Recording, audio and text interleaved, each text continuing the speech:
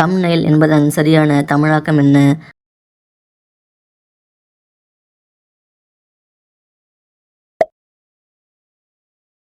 ஆணின் அந்த உறுப்பு மொட்டு எப்போதும் தோல் மூடாமல் இருந்தால் அந்த உறவில் என்னாகும்?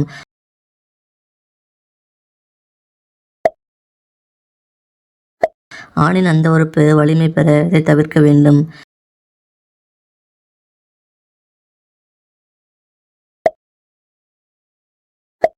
இளம் வயதில் அந்த உறவில் ஈடுபடுவதற்கு சிறந்த நேரம் எது?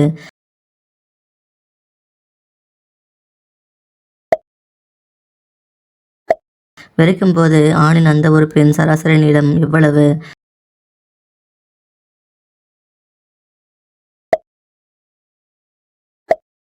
அந்த உறவின் போது ஆண்கள் எதை நினைத்து பயப்படுகிறார்கள் என நிபுணர்கள் கூறுகின்றனர்?